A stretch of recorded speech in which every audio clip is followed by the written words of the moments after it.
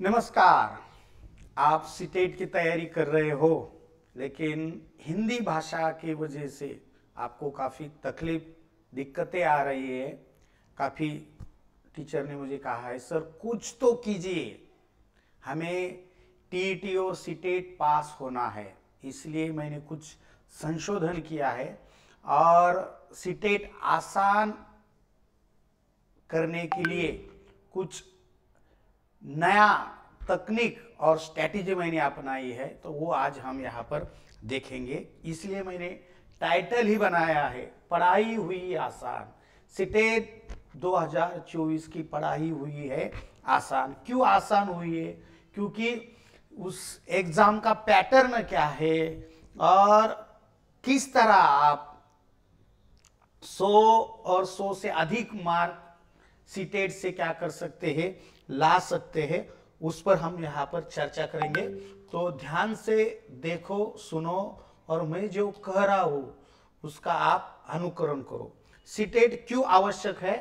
आंगनवाड़ी से कक्षा 12वीं तक कंपलसरी है और आपको सीनियर पोस्ट पर जाना है तो उसी के लिए भी सीटेट या टीईटी आपको क्या है, कंपलसरी है। देखो अभी अभी यह मेरी किताब है, टीईटी, सीटेट और टेट, इन 3 परीक्षा के लिए अभी अभी इसी 2-3 महीने पहले उसका प्रकाशन हुआ था।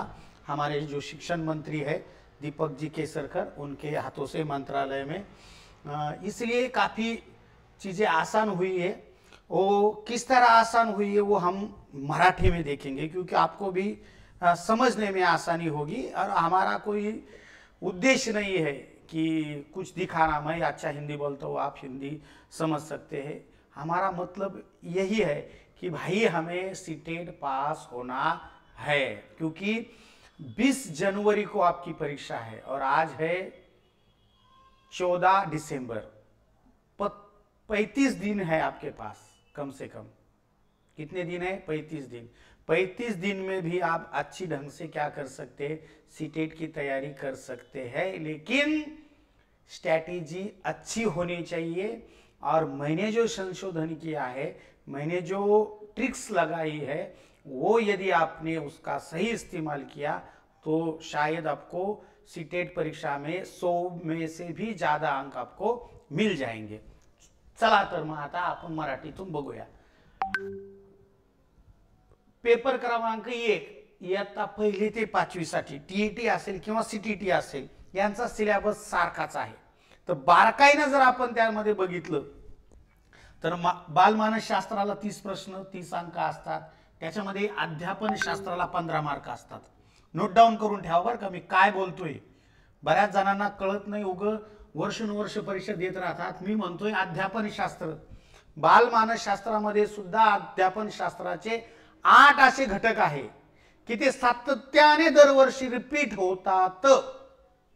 काय बोलतोय मी? बालमानसशास्त्रात 2 भाग आहे, बालकाचा विकास आणि त्याच्या अवस्था आणि त्याच्यामध्ये केलेले शास्त्रज्ञ आणि कार्य, हा भाग वेगळा आहे। 7-8 प्रकरण त्याचे, आणि 8 प्रकरण हे अध्यापन शास्त्राशी निगडित आहे। ते प्रकरण तुम्हाला या ठिकाणी फोकसमध्ये ठेवायचे।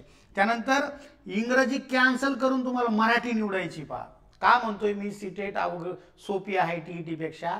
इंग्लिश कॅन्सल करायची, मराठी घ्यायची। इथं 30 प्रश्नापैकी 15 मार्क तुमच्या अध्यापन शास्त्राला आहे।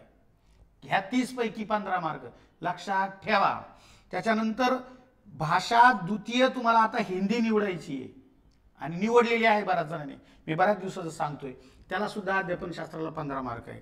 गणिताला सुद्धा इथं गणिताचं ऍक्च्युअल 15 मार्काला तुम्हाला अंकगणित, बीजगणित आणि भूमिती, आणि 15 मार्काला तुम्हाला या ठिकाणी त्याचं अध्यापन शास्त्र आहे।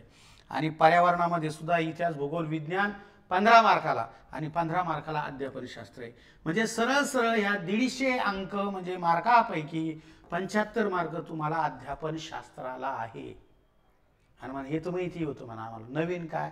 आणि याचे बांधवांनो इकडचे हे सहज वाचल्या क्षणी ह्या 30 पैकी याचे 15 मार्क, याचे मराठी गद्य आणि पद्य याचे 15 मार्क व्याकरणचे, आणि हिंदी मराठी गद्य पद्य आणि व्याकरणचे 15 मार्क, म्हणजे 15 1 15 15 2 30 15 3 45। म्हणजे 75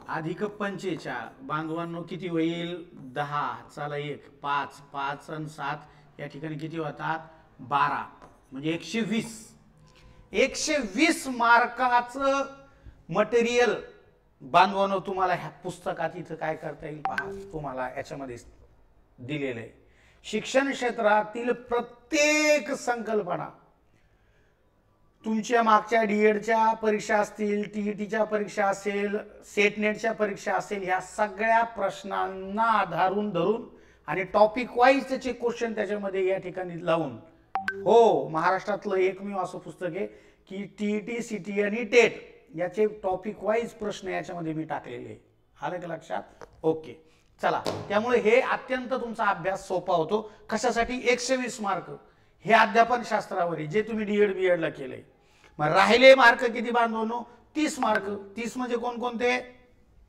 गणिताचे 15 मार्क आणि याचे 15 मार्क 15 आणि 15 हे 30 याचाच तुम्हाला अभ्यास करायचा इथं मात्र टीईटी मध्ये काय असतं इथं टीईटी मध्ये चॅलेंज नाही करायचं त्याला इथं 30 मार्काला गणितच येणार आहे आणि 30 मार्काला तुम्हाला इकडे इतिहास भूगोल विज्ञान येणार आहे ते 30 मार्काची तयारी करण्यात तुम्हाला 5वी ते 12वीचे सगळे पाठ्यपुस्तक वाचावे लागतात इथं मात्र त्याचं वेटेज कमी आहे म्हणून अभ्यास सोपा झाला हे मला सांगायचंय चला आता सेकंड पेपरची मज्जा पहा सेम टू सेम सेकंड पेपरला आहे इथं सुद्धा 15 मार्काचं एनसीईआरटी 15 मार्काचं भूगोलाचं एनसीईआरटी वाचायचंय हे 30 मार्क जर सोडले इथं सुद्धा बांधवांनो याच्यापैकी 120 मार्काचं अध्यापन शास्त्र आहे तुम्हाला पण आपलं होतं काय भानगड की आपल्याकडे मटेरियल नसतं म्हणा एनसीईआरटी वाचायचं पण आणायचं कुठून मी देतो ना जे एनसीईआरटीचं पीडीएफ तुम्हाला मार्केटमध्ये 500 रुपयाला भेटेल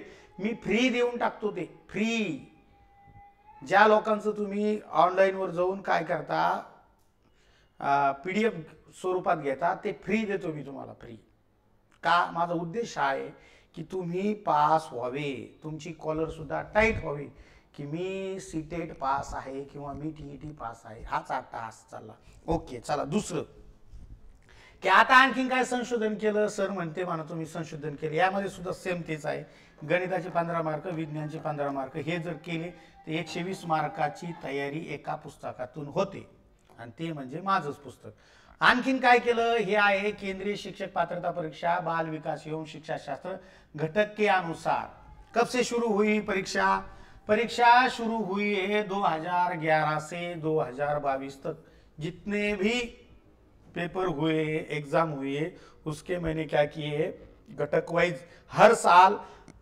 यही घटक आपको पूछे जाते हर साल प्रूफ है मेरे पास यू ही ने बनाया ये तख्ता मग आता प्रश्न हा आहे म्हणा गुरुजी तुम्ही इतकं छान याचं संशोधन केलं तुम्ही मानता हेच प्रश्न येतात मग हे प्रश्न जर तुम्ही व्यवस्थित वाचले याचं जे मटेरियल आहे आणि इथं उपयोजनात्मक प्रश्न असतात इथं ऑनलाईन क्वेश्चनची संख्या नगण्य असते शास्त्रज्ञाचे नाव वगैरे नाही शास्त्रज्ञाने काय कार्य केलं याच्यावर प्रश्न असतो मग हे मटेरियल जर तुम्ही व्यवस्थित या ठिकाणी बांधवांनो वाचलं तुमच्याकडून जर ते करून घेतलं कोणीतरी म्हणजे मीच करून घेणार ते करून घेतलं तर याच्या बाहेर तुमचा प्रश्न जात नाही म्हणजे परत प्रश्न पडतो मला सर हिंदी आहे आम्हाला समजत नाही आता इथंच दिसतंय शिक्षण एवं अधिगमन शिक्षणाला हे मराठी शिक्षण म्हणते अधिगमन काय भानगड आहे अधिगमन म्हणजे काय करणे अर्जन करणे ग्रहण करणे म्हणजे आपलं मराठीचं एक प्रकरण आहे बा अध्ययन आणि अध्यापन बस तेच प्रकरण हे इकडं म्हणजे हा तुम्हाला कळतं अध्ययन म्हणजे काय ना अध्यापन म्हणजे काय आणि तिथं विद्यार्थी आणि शिक्षकाचं काय रिलेशन आहे हे ते 25 प्रश्नावरती विचारले गेलेले आहे मग तुमच्या अरिस्टॉटल पासून तर आत्ताच्या वॅटसन पर्यंतचं झालेलं सगळं संशोधन अध्ययन विषय ह्या चॅप्टरमध्ये टाकलेलं आहे आणि हे ज्यावेळेस तुम्ही तुमच्या मातृभाषेतून ऐकताना तुमचा कॉन्फिडन्स वाढतो इतकं सोपं आहे काय मग आता परत प्रश्न पडतो की सर मग आता याला हिंदीत काय म्हणतात मग त्याच्यासाठी मी अशी एक नोट्स तयार केली आहे की जी ही मराठीत पण आहे आणि हिंदीत पण आहे हो इकडं मराठीत वाचायचं आणि इकडे हिंदी वाचायचं इकडे हिंदी वाचायचं इकडे मराठी वाचायचं हे काम महाराष्ट्रात नाही भारतात कोणी केलेलं नाही हो याचा मला अभिमान आहे काय केली जादू बघा जादू ही केलेली आहे की हे इकडं हिंदीचं तत्वज्ञान आहे की बाल विकास के सिद्धांत बहुत ऐसे मनोवैज्ञानिक है, मनोवैज्ञानिक म्हणजे मानसतज्ञ, उन्होंने संशोधन कर कर हमें कुछ सुझाव दिए हैं कि अध्ययन किस प्रकार करना चाहिए. म्हणजे अनेक शास्त्रज्ञांनी तुम्हाला संशोधनातून असं सुचवलेलं आहे की अध्ययन कसं करावं, जसं आपल्या उपपत्त्या आहे त्या पद्धतीचं हे तत्वज्ञान आहे. मग हा पहिला सिद्धांत आहे निरंतरता का सिद्धांत. तुम्हाला जर निरंतरता म्हणजेच माहिती नाहीये तर तुम्ही किती वाचित बसलेमधलं स्पष्टीकरण डोक्यात बसणार नाही. म्हणून इथं संशोधन आहे. म्हणून अनेक मुलांचे आले सर हिंदी कळाना नाही. जेवढे यूट्यूबवरती लोक लेक्चरर घेतात ते ज्याच्या त्याच्या मातृभाषेतून कार्यक्रम चालू आहे. तिकडे उत्तर बिहार मध्य प्रदेश हे ज्या ते लोक त्यांची मातृभाषाच कोणती आहे, हिंदी आहे. त्यांना कळतं. आम्ही मराठीला काय कळतं. मग आता म्हणलं चला आता मराठी माणसालाच मराठीसाठी काहीतरी करावं लागेल. म्हणून मग ह्या पॅरेग्राफचं जशास तसं मराठीत अनुवाद करून ठेवलाय. बघा काय बालक विकास के सिद्धांत, काय सरळ सरळ अर्थ याचा मराठीत मुलांच्या शिक्षणाचा सिद्धांत. मग पहिला सिद्धांत कोणता आहे, निरंतरता का सिद्धांत.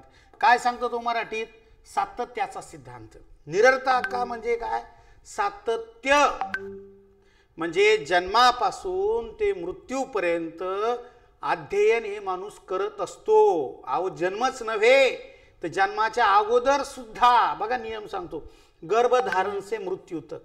म्हणजे अर्जुनाचा मुलगा हा गर्भधारणच्या वेळेस चक्रव्यूहात कसा जायचं हे तत्वज्ञान त्यांनी शिकलेलं होतं.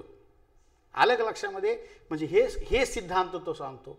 मग जर ही कन्सेप्ट तुमची इथं जर तुमच्या मातृभाषेत तुम्हाला कळाली, त्या नोट्समध्ये जर सापडली, त्यापेक्षा आणखीन सोपं काय असू शकतं. आणि हे सोपं किती मार्काला आहे, 120. आणि हे जर नीट तुम्ही 30-35 दिवसात जर चांगलं एका अभ्यासिकेत जाऊन बसले, मला कॉल केला की सर हे असं असं थोडं अडचण याला काय म्हणते हो, त्याला काय म्हणते हो, आणि जर 1-1.5 तास मी जर ॲपवर असेल किंवा झूमवर असेल डिस्कस केला, व्हिडिओ कॉल आपण जर केला, तुमचे प्रॉब्लेम सॉल्व्ह नाही व्हायचे का. काय असतं, विद्यार्थी ज्यावेळेस एखाद्या खड्ड्यात पडला का त्याला उचलणारा कोणतरी पाहिजे की पळ तू, पडड्यावर मी आहेच तुला धरायला.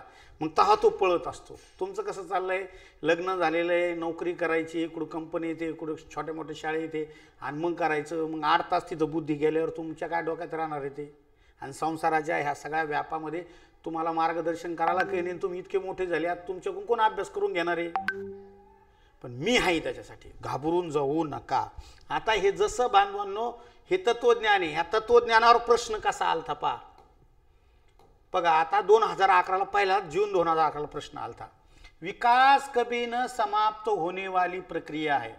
कभी न समाप्त होने वाली यानी क्या, इनमें से अंत संबंध, निरंतरता, एकीकरण और अंतक्रिया. आता कभी न समाप्त होने वाली यानी निरंतर चलने वाली, विरुद्धार्थी शब्द आहे. मग असा विरुद्धार्थी शब्द हिंदीचा पाठ जर नाही झाला तर कमीत कमी बुडत्याला काठीचा आधार. इकडे मराठी, विकास ही कधी न संपणारी. कधी न संपणारी म्हणजे सातत्याने सुरू असणारी. समजायला का, झाला का सोपा अभ्यास. पढ़ाई आसान हुई है, अरे भाई सीटेट की पढ़ाई आसान हुई है कि नहीं हुई, हाँ हुई है. तो देखो फिर इसीलिए मैं आज से ही एक नई बैच शुरू कर रहा हूँ. ये बैच 1 दिसंबर को भी शुरू की थी मैंने. 1 दिसंबर को जब शुरू की थी तब इस बैच की फी थी 2000 रुपये. लेकिन बहुत सारे लड़के बोल रहे सर काफ़ी खेती में समस्या है, पैसे की काफ़ी प्रॉब्लम है, आप कुछ ना कुछ कीजिए, कम फीस कीजिए. इसलिए मैंने 2000 की फीस 1000 रुपये ही की है. और आज की तारीख कितनी है, 14. देखो आज की तारीख है 14 दिसंबर. सिर्फ 14 दिन में 1000 रुपये का आपको मुनाफा हुआ है. आपको देखना है, ये देखो ये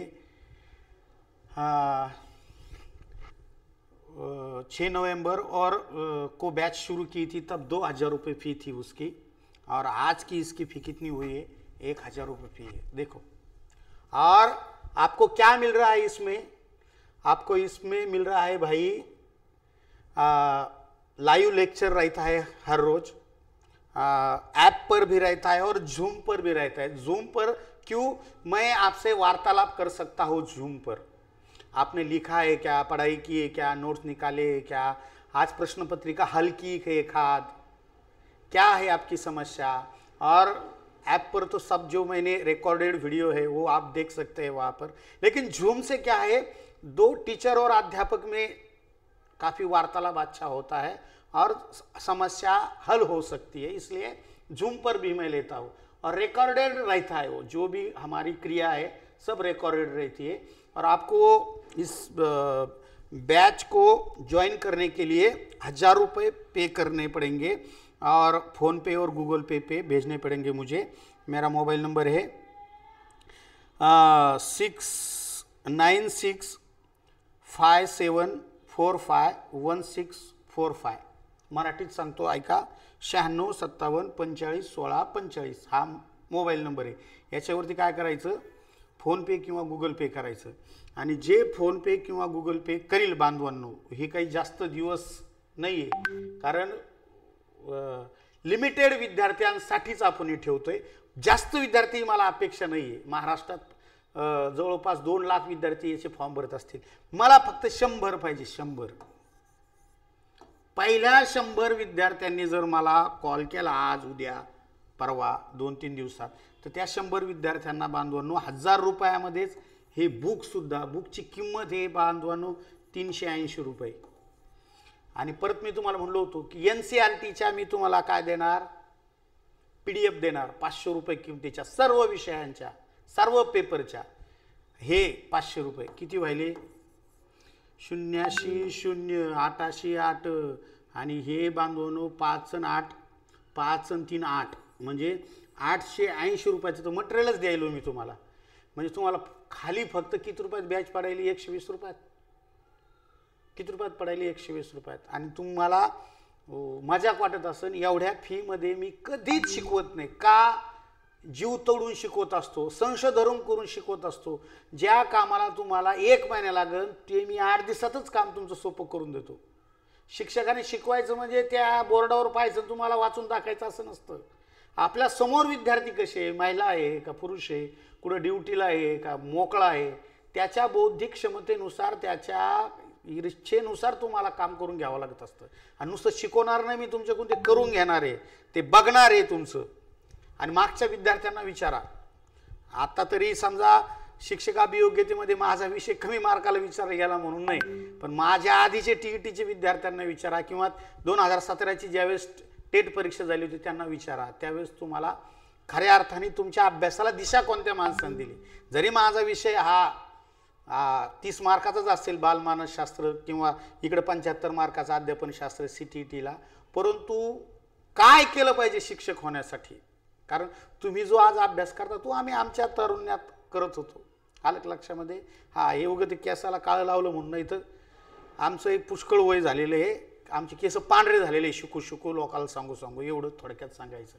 ठीक आहे, आणखीन दुसरं काय संशोधन केलं गुरुजी म्हणा? दुसरं संशोधन हे असं आहे की आता बालमानसशास्त्र IBPS पॅटर्नकडे गेलेलं आहे, सिस्टीम पूर्ण बदललेली आहे, प्रश्नाचं स्वरूप बदललेलं आहे। हे जर तुम्हाला TETची जरी कोणाला तयारी करायची असेल, यासाठी सुद्धा तुम्ही कॉल लावा बांधवांनो। तर ह्याच्यासुद्धा तुम्हाला बॅचेस या ठिकाणी उपलब्ध आहे। त्यानंतर म्हणाल की सर आता पुस्तक कसं? तर हे बघा, आता जस्ट नवीन पुस्तकाची प्रत आलेली आहे। त्या पुस्तक असं या ठिकाणी आम्ही काय करतोय, पॅक करतो आणि तुमच्या घरपोच तुम्हाला ते पाठवतोय। 1,000 रुपयामध्ये PDF पण देणार सगळ्या विषयाच्या, 1,000 रुपयामध्ये हे सुंदर असं पुस्तक तर मी कधी विकतच देत होतो, कोणत्या बॅचमध्ये फ्रीज दिलं नाही। पण आता इतके सध्या शेतकऱ्याचे हाल चाललेले मराठवाड्यामध्ये, महाराष्ट्रामध्ये, की आणि सर्वसामान्य शेतकऱ्याचेच मुलं असतात शिक्षक, हे काही आमदार खासदाराचं पोरगं काही शिक्षक होत नाही, म्हणून याची फी कमी केलेली आहे। त्याच्यानंतर बघा, हे नवीन आलेलं हे पुस्तक तुमच्या घरपोच तुम्हाला भेटून जाईल। किती रुपयामध्ये? 1,000 रुपयामध्येच। बघा, काल परवाच नवीन जो लॉट होता विद्यार्थ्यांनी ॲडमिशन केले ते त्या सर्व विद्यार्थ्यांना घरपोच त्यांचं पुस्तकं पाठवून दिले स्वतः मी जातीने लक्ष देऊन. नंतर पहा आता सर मराठी विषय मराठीचं मटेरियल भेटत नाही. 2012 पासून मराठी हा विषय काय केला जातो बांधवांनो CTETला शिकवला जातो. मग ह्या मराठी विषयाचं तुम्ही जर बघितलं 2012 ते 2022 ह्या सगळं प्रश्नपत्रिकेतले सेम टॉपिक आहे. तुम्हाला आणखीन मजा सांगतो जे तुमचं मराठी विषयाचं अध्यापनशास्त्र आहे तेच तुमचं हिंदी विषयाचं अध्यापनशास्त्र आहे. जर तुम्ही इकडे हिंदीचं अध्यापनशास्त्र चांगलं पक्क केलं तर मराठीचं आपोआप होतं. मराठीचं अध्यापनशास्त्र पक्क केलं तर हिंदीचं आपोआप होतं. काहीच बदल नसतो फक्त भाषेत बदल असतो. आणि मी तुमचा तो प्रॉब्लेम सॉल्व्ह केलेला आहे पूर्ण नोट्समध्येच. काय इकडं मराठी इकडं हिंदी इकडं हिंदी इकडं मराठी. त्यामुळं काय फक्त तुमची तयारी लागते की सर तुमची जिद्द पाहिजे. सर मी अभ्यास करायला तयार आहे तुम्ही मला गायडन्स करा. हो अभ्यास करायला तयार आहे गायडन्स करा. हे सगळे या ठिकाणी टॉपिक आहे. पहा आता बघा सर्वात जास्त टॉपिक कोणता विचारला गेलेला आहे 22 मार्काला वर्ग अध्यापनातील समस्या. काय वर्ग अध्यापनातील समस्या. मग वर्ग अध्यापनातील समस्या आहे हा टॉपिक सर्वात जास्त उपयोजनात्मक प्रश्न याच्यामध्ये असतात. तर हा टॉपिक जर व्यवस्थित तुम्ही केला की प्राथमिक वर्गाच्या माध्यमिक वर्गाच्या मराठी विषयाच्या हिंदी विषयाच्या गणित विषयाच्या काय समस्या असतात शिक्षक म्हणून तुम्ही ते कसं सॉल्व्ह केलं पाहिजे हे केलं की तुम्हाला हे सहज याचे प्रश्नाचे उत्तर देता येतात. बरं आता काही ऑनलाईन नाही आता ऑफलाईन पेपर आहे. आपले येडे TET वाले परीक्षा बावचळे केंद्राने ऑफलाईन घ्यायला लागले आणि आपलं राज्य ऑनलाईन घ्यायला लागले. हे लय हुशार जास्त काय महाराष्ट्रातले. चला तो विषय वेगळा त्याच्यावर नंतर बोलून मी. अशा पद्धतीने हे प्रत्येक विषयाचं असणार आहे. हे काय आहे इथं हिंदी बघा कक्षा कक्ष की समस्या. तिकडे जे होतं का बांधवांनो तेच इकडं 11 मार्काला इकडे विचारलंय. तिकडे होतं का वर्ग अध्यापनातील समस्या तेच प्रकरण इकडं. भाषिक कौशल्य तिकडे असेल का नसेल मराठीत श्रवण भाषण लेखन वाचन. इकडे हिंदीत भाषिक कौशल्य श्रवण भाषण लेखन वाचनच असणार आहे. काय बदल काय होणार आहे. त्यानंतर इकडे पहा गणित. गणितामध्ये सुद्धा असणार का नाही शिक्षण की समस्या आहे की नाही प्रकरण तिकडे होतं का नाही. तेच प्रकरण इकडे 34 मार्काला विचारलंय. पहा असं वेटेज कमी जास्त होतं. शिक्षक शिक्षण समस्या कितने अंक के लिए 34. त्या हे तुम्हाला सगळं मटेरियल मी काय करणार दोन्ही भाषेत देणार मराठी आणि हिंदी दोन्ही भाषेत. पर्यावरण शास्त्र इकडे आहे का समस्या हा देखो समस्या 14 अंक केली वही प्रकरण इधर आहे. म्हणजे याच्यातले जवळपास 4 ते 5 प्रकरण आहेत दोन्हीकडे रिपीट असतात. रिपीट तिथं काय आता विज्ञानामध्ये समस्या असतात का नाही हे देखो. सहाय्यक सामग्री म्हणजे शैक्षणिक साहित्य समस्या विज्ञान की समस्या 10 क्वेश्चन आहे. म्हणजे थोडक्यात जेवढे काही हे संशोधन आहे हे कोणी नाही केलं युट्यूबवर बघा. तेच घटक शिक्षाशास्त्र हे कशाचं आहे सामाजिक शास्त्र इतिहास भूगोल यहाँ पर भी होगी कुछ समस्या है. देखो शिक्षण की समस्या 21 प्रश्न. असे ठराविक काही प्रकरण आहे की ती पुन्हा पुन्हा विचारली गेलेली याला म्हणतात संशोधन. तुम्हाला जर द विनर स्टडी सेंटरवर विजय सुराशेवर जर भरोसा असेल तर नक्कीच तुम्ही कॉल करा. तुम्हाला मार्गदर्शन करण्याचं आणि तुम्हाला तुमची परीक्षा पास करून देण्याची जबाबदारी माझी. फक्त मी सांगन त्या पद्धतीने अभ्यास करायचा आणि बघूच आपण की ह्यावेळेस कसं तुम्हाला काय भेटत नाही बांधवांनो यश मिळत नाही. नक्कीच तुम्ही आवर्जून कॉल करा आणि तुमचा नंबर पहिल्या 100 मध्ये येण्यासाठी प्रयत्न करा. आलं लक्षात. आज 14 तारीख आहे आणि बॅच सुरू आहे ऑलरेडी. तुम्हाला ते मागचे सगळे रेकॉर्डेड व्हिडिओही भेटून जातील बांधवांनो आणि सर्व तयारी भेटेल सर्व मटेरियल भेटेल फक्त पहिल्या 100 विद्यार्थ्यांसाठी. पहिले 100 3 दिवस आहे तुमच्याकडे आज उद्या आणि परवा. आलं लक्षामध्ये. आज उद्या परवा या 3 दिवसात मला कॉल करा. 100 रुपये आपलं 1000 रुपये म्हणजे लई मोठी गोष्ट नाहीये. 1000 रुपयामध्ये तुम्ही जर आज नाश्त्याला गेले नवरा बायको दोघं जण तर 1000 पेक्षा जास्त पैसे लागतात. तुमच्या एखाद्या मैत्रिणीला घेऊन गेले कुठं गार्डनला वगैरे 1000 पेक्षा जास्त पैसे लागतात. तर तुमच्या घराचं तुमचं स्वतःचं स्वाभिमान टिकून राहण्यासाठी, कॉलर टाईट राहण्यासाठी, मीही सीटीईटी टीईटी पास आहे, यासाठी 1000 रुपये खर्च करण्याला मोठी गोष्ट नाहीये. हेच जर PSI STI असतं तर पोर एवढे टेस्ट सिरीज लावते राव 1000 रुपयाची टेस्ट सिरीज. आणि ही परीक्षा त्या तुमच्या PSI STI इतक्याच अवघड आहे. असं नाही की हे सोपं आहे ते अवघड आहे. 2% रिझल्ट आहे फक्त दरवर्षी या परीक्षेचा. तर 2 लाख लोक बसले तर 2000 मुलं पास होतात. नाही, लाखाला 2 म्हणजे 4000 मुलं पास होतात फक्त. आलं लक्षामध्ये? खूप कमी रिझल्ट आहे, लक्षात ठेवा. ठीक आहे, एवढं बोलून थांबतो. जय हिंद, जय महाराष्ट्र. तुम्हाला आवडलं तर आवर्जून यावरती 96 57 45 16 85 या नंबरवरती कॉल करा आणि एकदा आमचा अनुभव घ्याच. जय हिंद, जय महाराष्ट्र.